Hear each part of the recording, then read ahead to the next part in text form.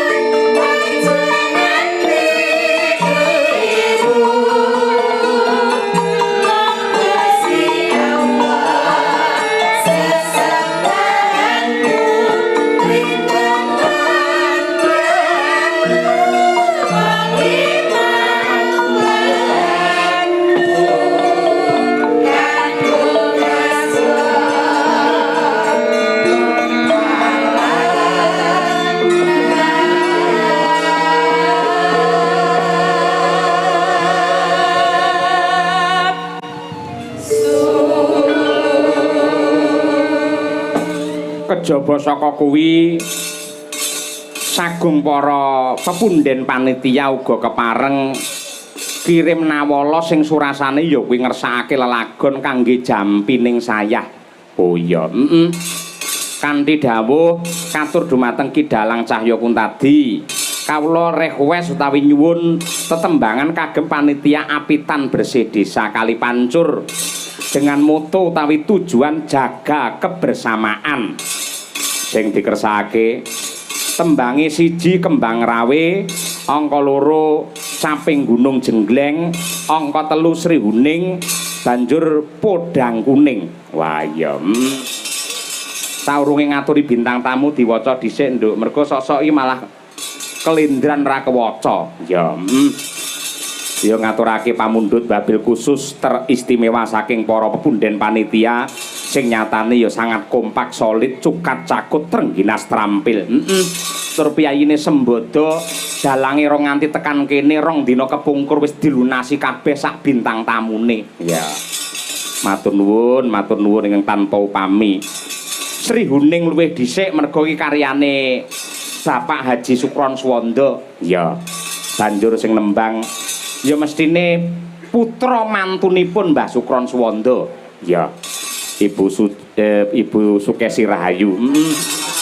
Kowe tak kepruk lho karo bojone Diar lali kowe. Aku anggere di kerubung sinden ayu-ayune karo bojo gampang lali ya lho. Ibu Sukesi Rahayu. Monggo Bu Kesi, assalamualaikum warahmatullahi wabarakatuh Bu Kesi. Waalaikumsalam warahmatullahi wabarakatuh. Ki Cahya Kuntadi. Niki jenengan pikantuk mandat saking para panitia ingkang dipun pandegani dening bendahara kita Bapak Suwardi supaya ngaturake Sri Huning. Nah niku Inggih. Mangaturake komplit wiwit saka bawa sak langgame pisan ngoten. Mangga diaturake Asmarandana Sri Huning. Mangga. Putri Kang Sulestyen warani no.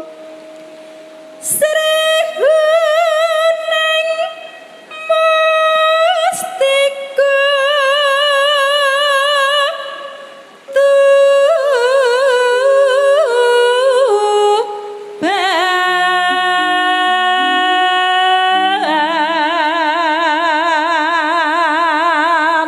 Tuban nano labuh tresno prapteng layan.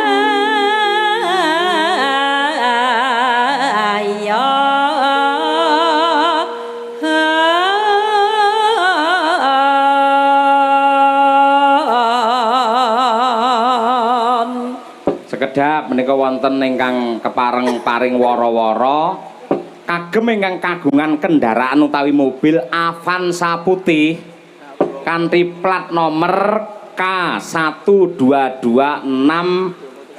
apa IA apa iki? IA. Oh jojo anake anu Mbak Kiki. Lah kuwi Avanzamu Mbak. Kon mindah sapa ngono? Ayo, supaya geser. Nggih, mergo wonten ingkang badhe miyos. Ayo. Wah Mbak, sapa ngono Mbak? Aja sampean sapa ngono. Nggih, sinten ngoten.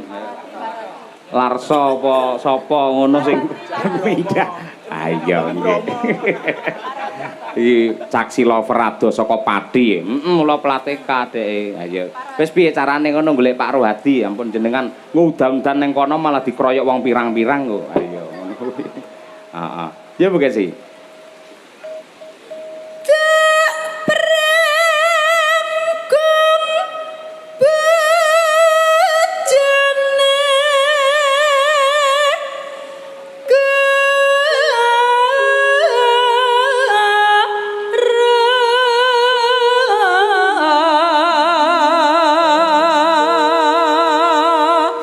No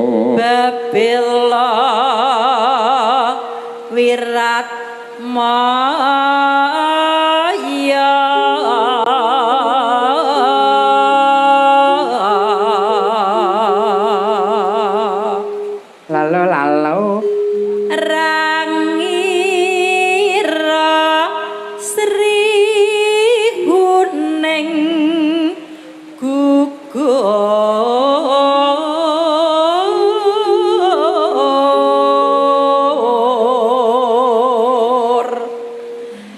mongko musti kaneng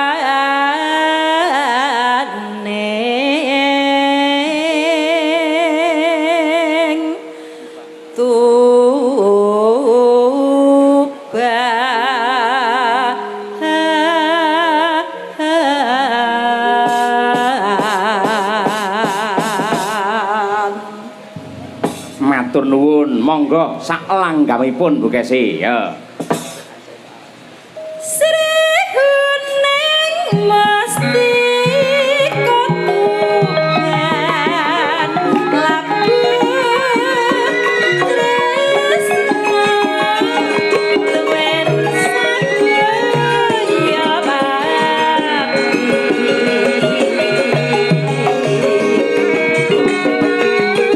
marang Raden Wiratma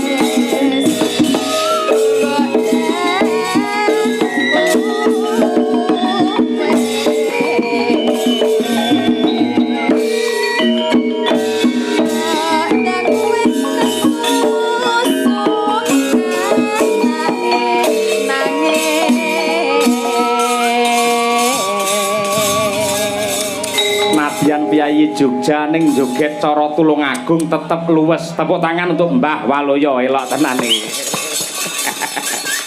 Niki jagani jenengan lek kapan-kapan kula jak teng Jawa Timur iki wajib ngoten niku marahi nggih. Alah wong kula niku waton obah mau. Nyatane obah bisa gawe bungah lho, Mbah. Nggih matur nuwun. Bisa gawe bunga insyaallah dadi berkah tumrap Piyayi Kali Pancur. Amin matur nuwun. Assalamualaikum warahmatullahi wabarakatuh. Waalaikumsalam. Kawlit dengan kasarasan tuwin karahayan mugi tansah winantu ing kula panjenengan sami katitik wonten ing kalodhangan menika panjenengan kula sami tansah keparampen nggih wonten ing papan menika kanthi kebaing kabingan. Iki cethora lek ngomong iki. Jenengane arepe ndagel apa arepe genduren kok ngoten niku? Kalih ngabulke. Matur nuwun kula nuwun Mbak Cange. Nggih. Wah jan arang-arang kepenuk kepethuk dadi. Piyayi sepuh niku napa lek ngendikan iki gampang klera-kleru ngoten to, Mbak? Mboten mung cok ngendika ngopo-opo ki cok kleru padha mawon. Contone kleru piye pamane? Lah kleru nganggo sandal kiwa ya dienggo tengen dienggo kiwa kira kleru ngoten lho. Lah pamane bar tanggapan kondur ngoten mung dalem sok kleru mboten? Wah, mboten kuwi tetep mboten. Anane ming kuwi kok. Kula mboten ming dhewe Mbak Cange. Nen? Kalih anak kula. Sinten? Ah niku loro niku anak kula kabeh. Oh, nggih. Nggih. Oh, niki putrane jenengan. Nggih. Lah putra-putrine do ayu-ayu ngoten jenengan kok beda? Ya lengku ngijapi mbok wis meteng 3 sasi biasa. Ning ra nggih tetep anak kula. Oh, nggih. Lah nek meteng ra 9 sasi to. Nggih. Lah isih 6 sasi ora lumayan wis sampean yo aneh. Ngkari terus ke berarti ngoten niku. Nggih, dilahirke 3 sasi yo ndras tok. Bersih desa wonten laladan Kali Pancur menggawe jenengan pripun Mbah Waloyo? Alhamdulillah pinaringan jawahne mugi-mugi jawahne jawah barokah. Amin. Ingkang kantu Piyayi kathah sesuk panene saya melimpah kenunggu ragat bocah sekolah nganti tekan kuliah nganti tekan omah-omah. Amin. Ngoten. Upami napa niku wonten Jawah niku memper amargi mriki sampun kondang kaloka wonten sendang yang naminipun napa Pak? Sendang Wali nggih. Oh nggih. Mboten napa-napa Jawah niku Jawah barokah kula matur ngaten menika. Timbangane nggen kula niku tenan arang-arang udan, mau sing golek banyu sing jenenge nggen kula ra Gunung Kidul. Nggih. Niku nek ngangsu niku 4 kilo. Golek banyu niku. Nggih, mikul angger 2 meter leren tak ombe, angger 2 meter leren tak ombe tekan omah entek. Ayo bari itu. Nggih. Wah, niki nyuwun pamunten Piyayi sinden-sindene Waranggana ya jos-jos mangkono bukasi. Wah matur sembah nuwun banget kula niku jane ngadepi ngeten iki ndredeg-ndredeg gemeter lho Mbok Cange kalih piyayi-piyayi ngeten iki. Piyayi pakar kabeh ke anak kula niku isane gur ngenten iki to. Piye? Lah niku nek cobi jenengan nek kula dekne siji ngoten pripun? Anak saged nderek jenengan kula. Kene sing rada kandel. Nggih, maju kene. Teh kaya amplop rada kandel jenengan niku. Tegese sik rada gedhe. Anu tatin kene ngadeg kene rahayu kene. Nggih. Kene ngadeg kene. Niku ingkang sepuh ingkang pundi putra kekalih niku? Nek sing tuwa niku sing mentelung etan tunggale nggih jadah niku. Mboten enten nom tuwa niki ming laire keri karo dhisik. Oh, ngaten. Lah iya kuwi. Nggih. Nggih, mike. Oh. Oh iya. Cek. Pripun, Pak? Wah, iya Kok ngene. dadi aku sing diundang dhisik maksudnya piye? Lho, engko nek tak undang keri kuwi ya ngresula dari anakku pilih kasih. Lah kok nek pilih kasih ya berarti loro-lorone diundang kabeh no. Niki anak kula niku anak angkat jane. Oh, putra Andanu. Nggih, ning ya karo anak angkat kula ya gemati. Ora senggo-senggone niku anak angkat. Pokoke turuwe tak openi, mboten kok tegese anggere kemule rada munggah no tak duke. Loh. Napa mboten kualek niku? Lho, Kudune lek medhun diunggahke. lho, rak ngeten iki rak rada munggah. Iki ketok tak duke. Anggere rada kemudunen tak unggahke kok kene ketok gergeten kemule tak lempit ngoten. Tapi mas ketok kabeh ben lho, Pak. Ane ra yo aman nggih. Niki nggih sugeng dalu Mbak Limbo Mbak Cange. Nggih, Mbak Tati. Kepanggih malih kalih jenengan. Alhamdulillah. Mboten kepanggih nggih, sami sehat nggih. Sehat, seger waras nggih. Seger waras nek. Jenengan nggih malah saya lari, saya kondang awake saya gedhi. Niki mboten gedene biasane niku cilik niki nek temen jenengan gede dhewe ya. Iya Pak ya. Ya mbuh. Lho karo bapake ora kompak iki piye? Iya ta. Lah ngene to. Sampeyan iki mangkate sak omah kok ya bareng tekan kene ora kompak. Lah nek sing sejak niki terus kula ya ora tau sampean jak mung pisan kepethuk kok sampean. Niki anak kula ya loro. Kene gek ngadeg kene. Pisan wae. Pisan. Kok ndak ora uman wektu malah ndarani kepiye. Mik mundi? Kuwi. Wis mendah kaya apa mareme bapake duwe putra putri kaya ngono ayu-ayu kabeh. Sik Pak, aku kudu salim sik kabeh. karo ini bedo iki. Aku mangkat karo bapak ning sik mbayari iki soalé ya. Oh iya. Iya bener. Bapakmu ku ya melu aku kok. Oh iya melu ta Pak? Melu. Bola tunggalane. Pati uripku ki ning kono. Melu kene ta Pak? Ning sik sembodo anake. Ngono, Pak. Lek anake kula job tanggal 10 ning Kali Pancur siap tenang kabeh lek bapake kula nyuwun DP-ne 2.000. Ngono kok diomongke. Ya yo soalé bapak niku nggih nganu kok sakniki ajeng damel pendopo ya Pak. Wah, tenang.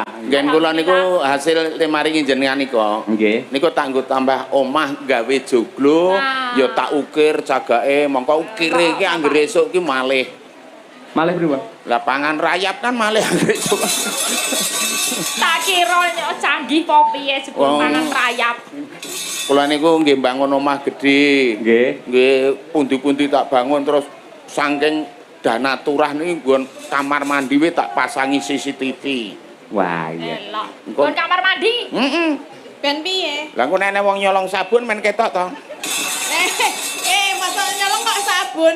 Bang. Iki mesti moduse bapak ini dipasangi CCTV. CCTV nang kamar mandi kuwi kok nek sing mlebu wiyaga-wiyaga kuwi CCTV tak wateni cret. Ah. Ning angger kowe karo iki mlebu tak gedhekke cret. Tenang lah. Soale niki slemer Bu, cok nyolong sabun. Ora guyon. Di mana tempat sing jenenge napa niku sing jenenge kamar mandi lah hal yang sangat privasi. Lah nggih. Mboten pareng diparingi CCTV ngoten niku. Mulane nggih kula tetel. Nggih. Seneng ya Pak, iki sowan kene. Bapak Ibu ini ki kula sowan kaping kalihipun. Nggih. Panjenengan sedanten nggih percaya kula niki ya anaknya bapakku ini ya. Mirip toh? Mirip sekali. Kowe aja ngono, kowe tak duduhi ya, tak omongi ya. Piye Pak? Iki kowe ngerti sound system? Ngertos. Kowe disele kowe buluk ora apik. Ning suarane lho, salone piye?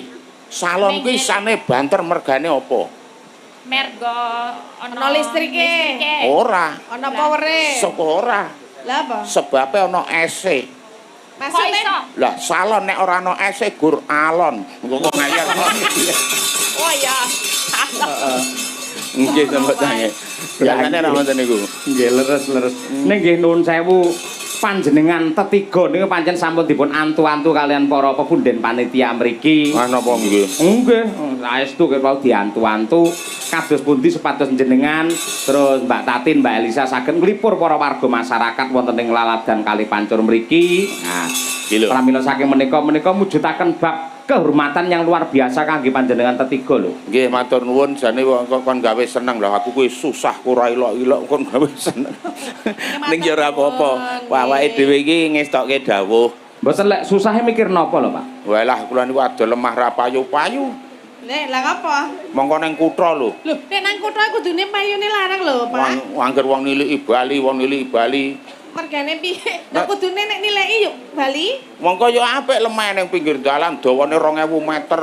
Dawane 2000 meter. Ambane sing dadi masalah. Ambone piye? 5 cm dadi ora Lemah cara ngendi iso kaya ngono kuwi? amen curahan got. Nggih. Ngawur kaya ngono kok antuk. Curahan got lho. Ya ora payu. Mulane ku dalan tikus sih. Lah sapa rek ning dalan tikus nek ora tikus arep metu ngendi? Ya, maksudnya ibaratnya ngono lho, Pak. Iya ngono wae kok ndak tak nyenteri bapakne. Pak Kula ndedonga Pak kangge Iya. masyarakat ing Kali Pancur. Nggih, lho. Nggih, menika mugi sedaya tansah pinaringan sehat nggih. Mugi tansah rezekine lancar nggih, rezeki ingkang berkah barokah nggih Pak Bu. Mugi Amin. tansah ayem tentrem guyub rukun sedayanipun Amin. nggih. Besok nggih wayangan meneh ya Pak ya. Nggih, pokoke nderek ndedonga mugi-mugi warga ing mriki tansah guyub rukun, bandol ngrompol, jumbuh ingkang ginayuh, sembada ingkang den sedaya rayu kang kestu, basuki kang kesti, gagah kang cinangkah, kecandak ingkang pun uyak. Amin. Mbak Elisa pripun dongane? Ayo. Padha bapak karo Mbak Yuku. Wis ngono wae malah apik. Biasane sing ngidumke aku Ayo, dadi no. Elisa. Nyopet pisan-pisan kok diwali. Iki anu ngaturke panglipur ya, Pak. Oke. Siji pokok siji engko ndak utang oke. Oh iya. Iki mau wonten pamundutan saping gunung nggih Pak Yoyo. Wonten. Nggih. Lan ugi menika saking pepunden panitia ugi ngersakaken mumpung jenengan bertiga rawuh fragmen ketoprakan Suminten Edan. Lho niku. Mangke. Pundi sing mang dhisike arepe Caping Gunung dhisik napa Suminten Edan dhisik? Saping gunung rumiyin. Anu mawon caping edan, caping gunung kin mawon. Kok campur yo an. Lho, engko ndak perkara ketoprakan ki engko keri. Dari kondisi yo, saiki sampe gunung. Lek ngoten berarti Caping Gunung ingkang bawani putra kekalih mangke Nggih. sing jengleng jenengan. Beser, anu beres. Beres. Beres. Nggih. Wiwit saking Mbak Tatin handayani coba. Ayo. Coba. Nggih. Saben bengi nyawang konang.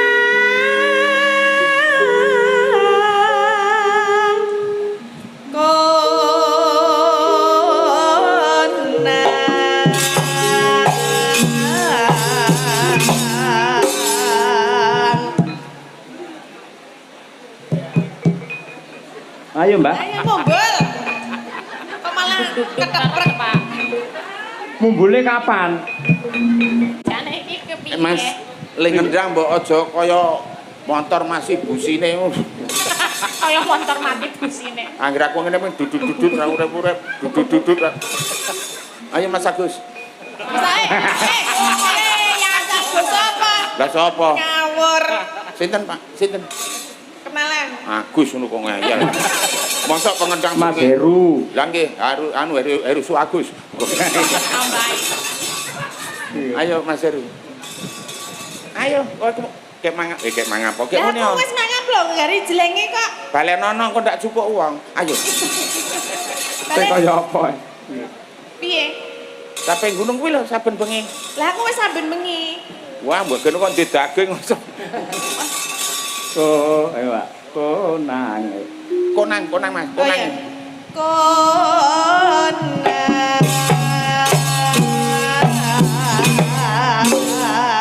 Konang. Nyuwun tulung Mas sampun dolanan wong tuwa.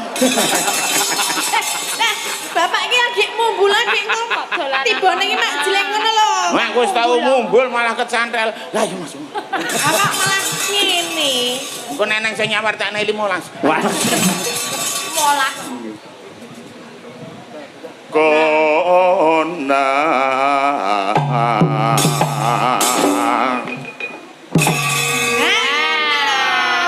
Apa, Pak? Ngapa? Ngapa? Aku ki baru operasi yo. Operasi apa? Kukul. Kukul kok nang kono iki kukul apa? Wah, kukul ki ora nganggo KTP, manggo ning ndi oleh wae. Tak siri kukuli ya Mbah ya. Lah ukume nek kukul iki nanggon pipi apa bathuk apa janggut ngono kok dadi nang isor barang ana kukule. Iki kukul cerdas milih kon. Yen memandang Suarane anakku sing siji. mengkaro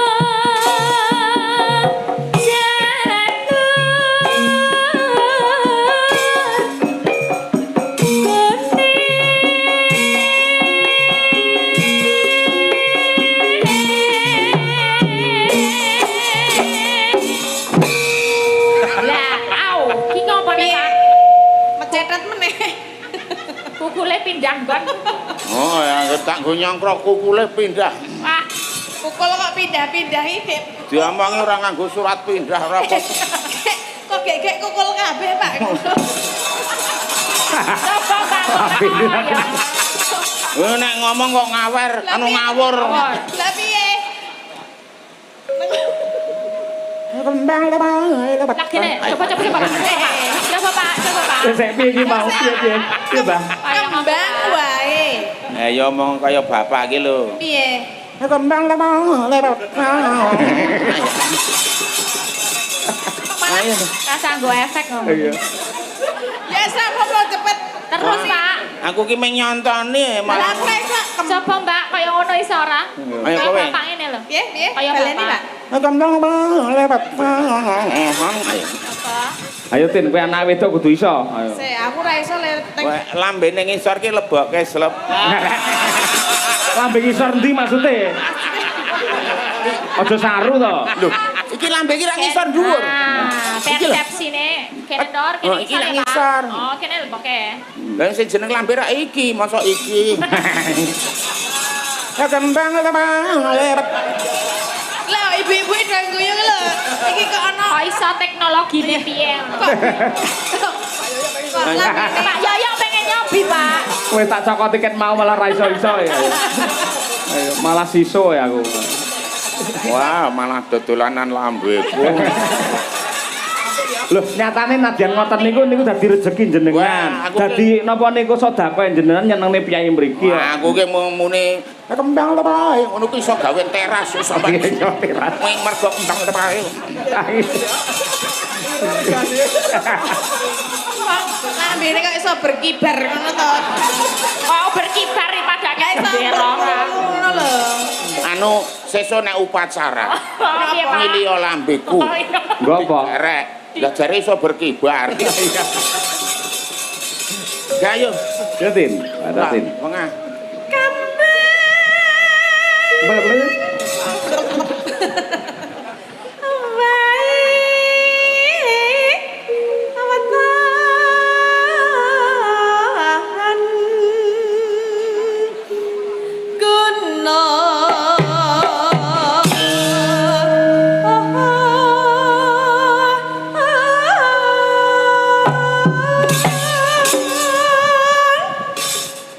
Piye to, Pak?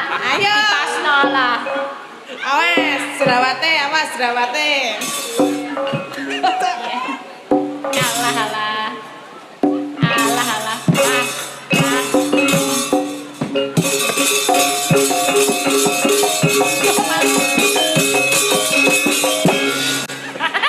Kok iso kompak ngono lagi ketemu iki karo yoga-yoga kok kompak jenengan?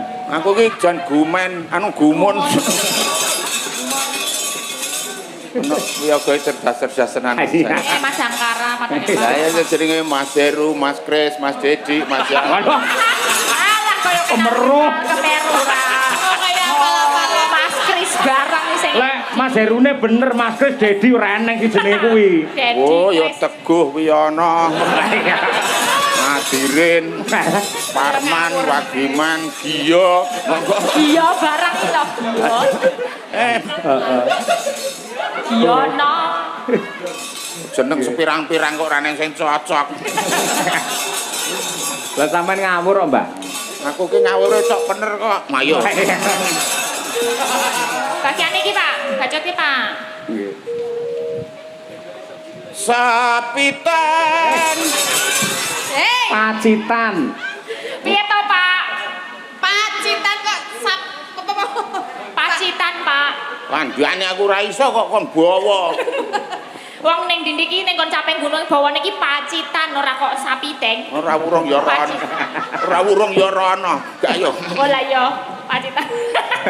Ya jane gandeng jane kuwi jane. Suwi-suwi ya tekan kono ya. Pacitan lah panganan cara mbiyen kae to. Nggih. Akhire yo entek-entekan lek wareken yo sapi teng kuwi Ya bener ya. nek kok sapi tek gak wis sapi tek. Pacitan.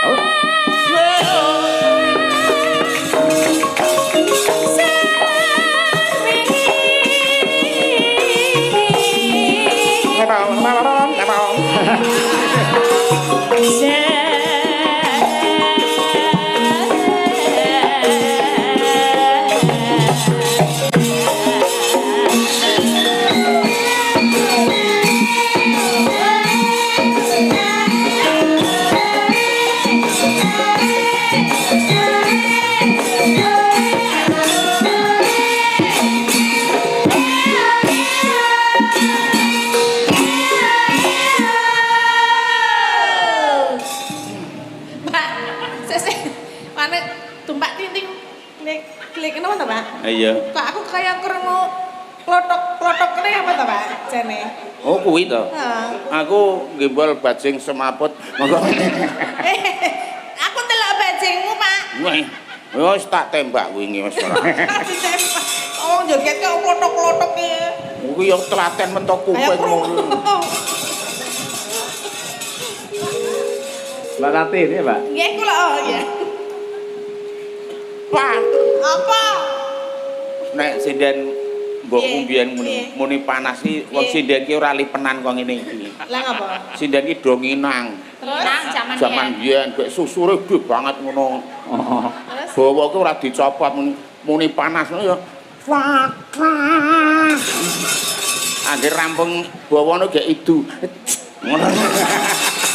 Gilani. Nani ya, Sa. Mula mbiyen ki ora ning pemerkosaan. Oh, lah mergane. Lah sapa sing arep memperkosa wong susuran ora nang wis. gila ya, Sa. Agene wong nang nyedakno susu ngoko ngakangmu ngoko. Mboten niku sindan sing sepuh-sepuh to. Nggih, biyen. Sing nom riyen lah mboten to. Mboten nek sampeyan ngoko ngakangmu. Aku wong ego akak. Mbokku ki ngongkon aku ling undang aku kok. Piye? Kalau ya ora kemut susur. Nah. Aku kok. Aku Kok aku.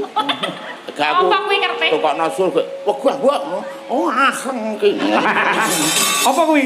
Asem ki. Wah. Ngono ning. Iya. Ya, Mbak. Wah,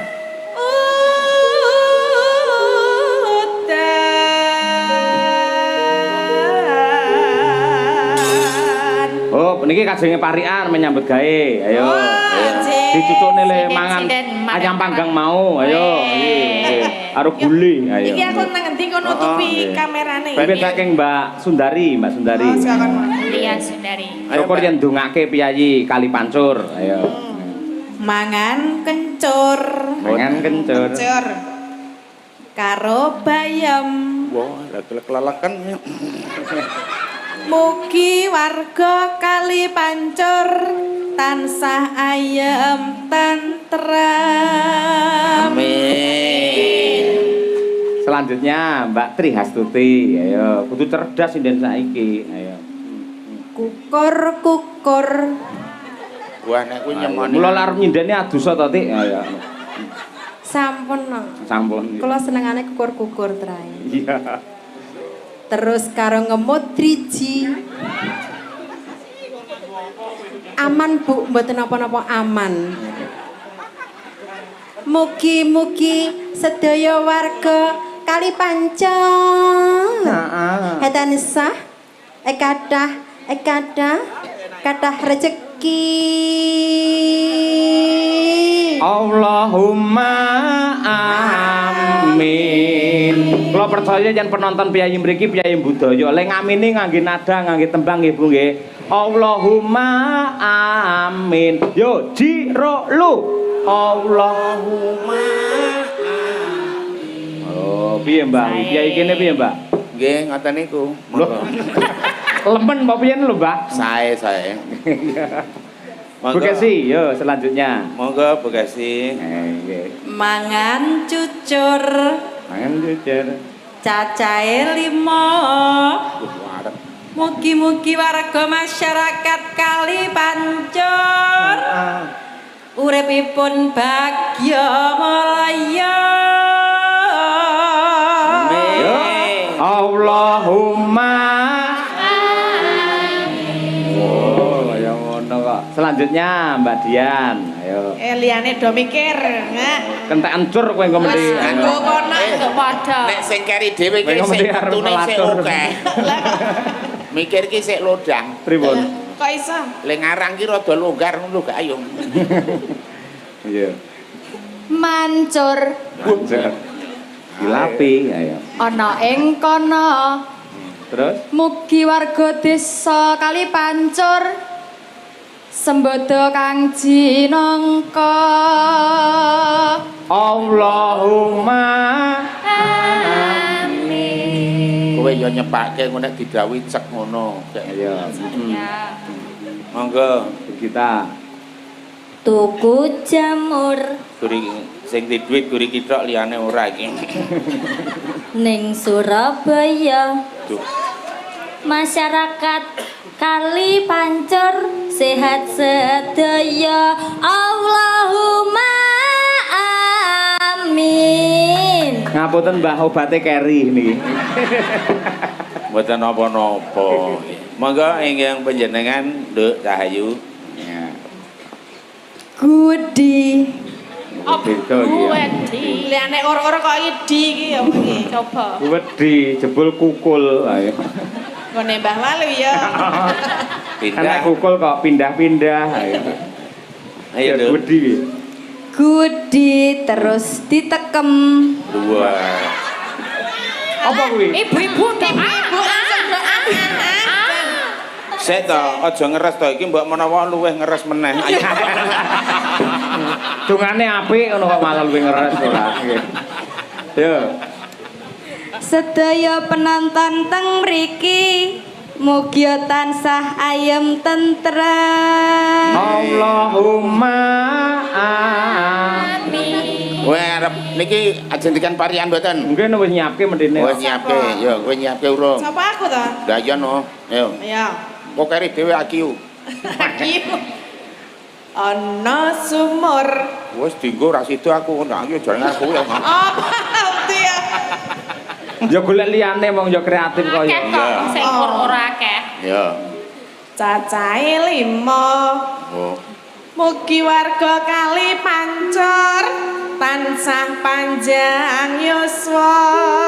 Amin. Allahumma amin. Amin. Ya kowe. Mbak Lisa, ayo. Apa ya? Ayo, gantian ur Ur. kowe, ayo. Tuku es campur. Waduh wis dienggo meneh. Lah dadi aku bingung iki. Ya benerane Pak Karpura Ayo. tak go adus. Wah. Es campur gatus. Ora nek Es campur Banyu nek kok, KTP tinggo bebas. Iya iya iya. Warga Kali Pancur piyayinipun gerap piyak semana alus-alus. Amin. Allahumma amin. Ya aku kari Ayo, Mbak, dhewe. sing apik dhewe, Mbak. Ya saenenge wong gur kari dhewe kok. Penting metu, Pak. Kang syukur Apa? nyunggi asbes. Mugi-mugi warga Kali Pancur ya sing pegawe ya sing petani ya sing bakul ya sing karyawan ya sing buruh ya sing apa wae kabeh sukses. Allahumma amin. Ayo. Akeh men to, Mbah jenengan. Lah engko nek sithik argo. Monggo. Lah iya betul. Panas udan panas lengaling capek gunung Jatim.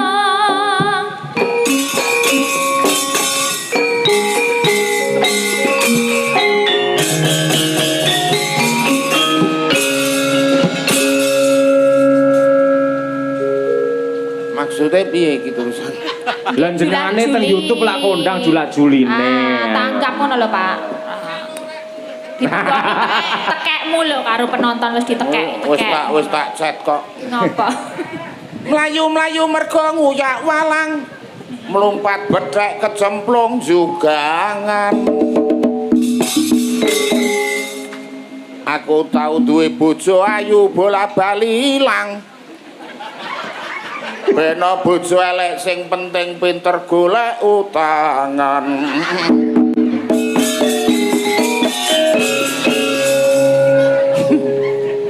Nano. Ayo. Ngono kuwi lek mung guyonane. Ora ngono. Mangan apem karo cadak ketimbang mendem ayo ngibadah.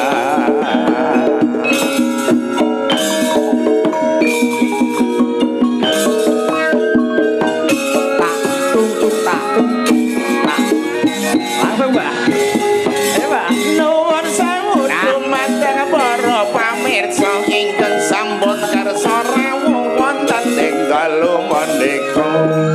monggo dulur sareng-sareng sami ladeng mugi tansah pinangan kalih sambekal linangkung wonten ngarsanipun ibu ingkang taksih kersa rawuh monggo dalu ayo kabeh karo mesem guyu gotong royong supaya desane cepet aman nuwun sewu niki Pak Lurah lengarake rakyat pasti lurus dan terarah karo masyarakat gede cilik ramah tamah contone lurah kene desane Gemaripan nuwun sewu Bapak polisi ale nyambut gawe ora kenal awan bengi karo masyarakat yakin mesti mangayomi nguyak penjahat karo kabeh wong sing padha judi menika wonten alamat tentara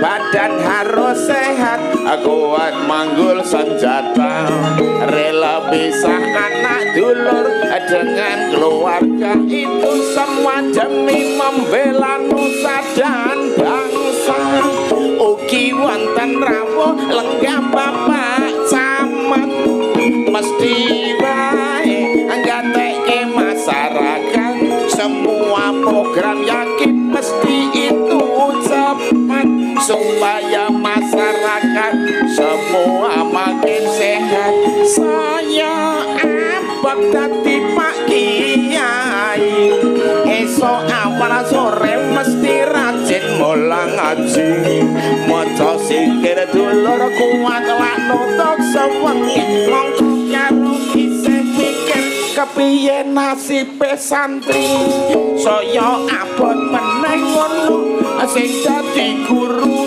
le nyambut gawe biyen Senin nganti dina Setu nyendikane becik ora kena saru-saru guru kena diguguk uga kena lagi tiru kae ibu jilbab kok warnane coklat sing ngagem jilbab aku yakin rajin salat piyayine menang ora seneng berkhianat tak dongake ayam tentrem mergo kebakane emat ana meneh ibu ngagem jilbab warna kuning sing ngagem jilbab piyayine kudu eling marang Gusti Allah kang saben dina tansah peparing ati kudu sabar sareh ora kena muring-muring ana meneh kae jilbab kok warnane putih kae busana muslim jarir lak perlambang suci nek aurat yakin dulur lak tertutup rapi penampilan anggon disawang katon alam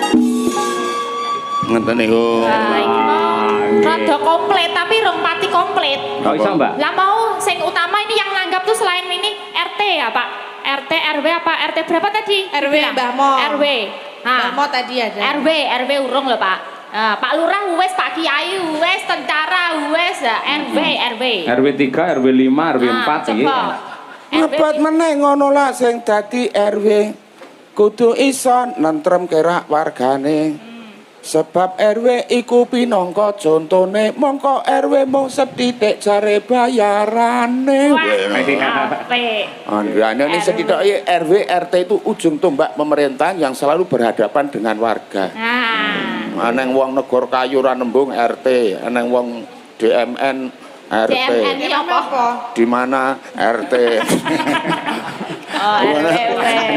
apa nang ya sing durung ngono kok sing durung mau ibu-ibu jilbab ana sing durung Karang Taruna Karang Taruna Pak Karang Taruna semangat kompak kok kene oh lah nek sak geleme dhewe niki ya empuk ndrasku abot meneh sing dadi Karang Taruna itu terjadi pemudi lan pemuda. Benar. Setiap saat itu harus siaga. Ini desa harus dijaga. Barang Sing taruna. ditanggap saiki iki sakmene iki ana piyaga, piyaga. Oh ya wis piyaga mbendina Ya ora apa-apa kok. Yoga dalang sinden iki kudu ngerti. Abet meneh sing dadi wiyaga kudu dhisik anggone teka sopan santun kudune dijaga ngelingi sing digelar iki budaya Jawa. Wah iya. Sinden. Nun sewu lho Bu Kasi. Aku sing paling tak pedeni iki Mas. Lah ngopo? Nggih mboten napa-napa lho nek ngundika anu sarana to ngaling-aling Bu Kasi. Nutup-nutup. Ngaling-alingi Bu Kasi. Ora mau buka silang kono lho. Oh ya ora apa-apa nggih. Abot meneh sing dadi sinden ora sah wedi arep budal ijen karo kanca ora perlu padha iren supaya ora nimbulke ati sentimen. Dalang. Ajeng sing apik no sing elek. Sing apik. Sing apik ya ragat. Lah wis diragati panitia ngono sing protes ora. Abot meneh ngono sing dadi dalang kancane nggon pedang piambe lenggah nang nggon padang. Ning ngarepe mingkelir karo wayang iki terangane dadi dalang kondang. Dagelan. Dagelan. Abot meneh iki lak dagelane kudu penak runtut dirungokke nganti kesel iki dalan jagunge. Mongko iki wis entek bayaran. Oh, sampean iki cok bayar dhisik dadi aku mlaku iki kleang-kleang. Lah tertib wong panitiane tertib kula ya melu tertib. Nggih, matur nuwun. Iki nek jola-joli parikan kene sewengi ra entek-entek ndak malah selek. Ditutup. Nggih, niki mau dibacutke. Nadyan. Ya. Nadyan wadon sarata Sara suling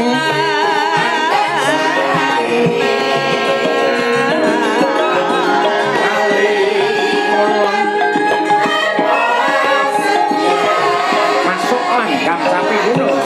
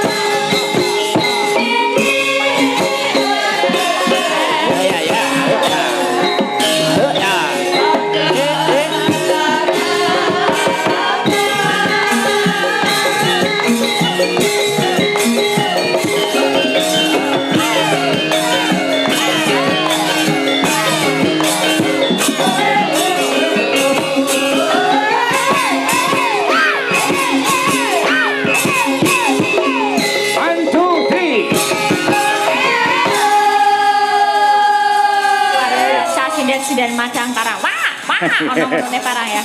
Semangat ya Mbak ya. Semangat. Nggih.